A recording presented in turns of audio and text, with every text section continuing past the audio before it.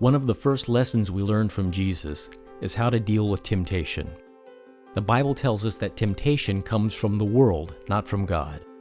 As a result, we all deal with temptation on a daily basis. In the book of 1 John, we learn there are essentially three controlling factors the enemy uses to push us in the wrong direction. These are the same three avenues of pursuit the devil used against Jesus during his temptation in the desert. Let's take a closer look at all three so we can be prepared. The first temptation is what the Bible calls the lust of the flesh. In the desert, the devil knew Jesus had been fasting for 40 days, so he challenged Jesus to miraculously satisfy his hunger by turning stones into bread. Jesus declined that temptation, teaching us that we should control the cravings of our body because we are sustained by God, not our cravings. Jesus teaches us to put God first. Next, the devil attacked Jesus with what the Bible calls the lust of the eyes. He challenged Jesus to demonstrate the awesome power of God. We all have certain talents and abilities that we sometimes exploit to stimulate our pride. Jesus had no reason to prove the power of God to the devil. That power is absolute.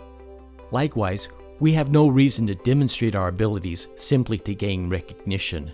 Jesus teaches us not to rely on our power, but to instead completely rely on God.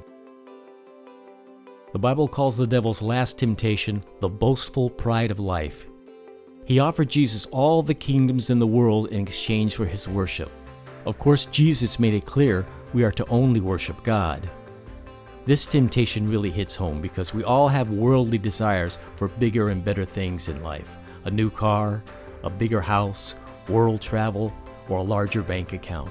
These things aren't in any way evil, that is, unless you've decided to worship them instead of God. The devil wants you to believe all these things are more valuable than your relationship with God, but nothing could be further from the truth.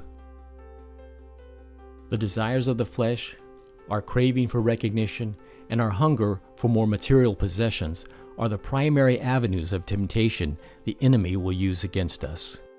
In all three attacks, Jesus used the Word of God to refute the devil's temptation.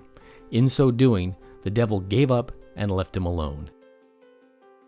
Jesus is teaching us that when we put God first in all that we do, temptation is only a minor annoyance.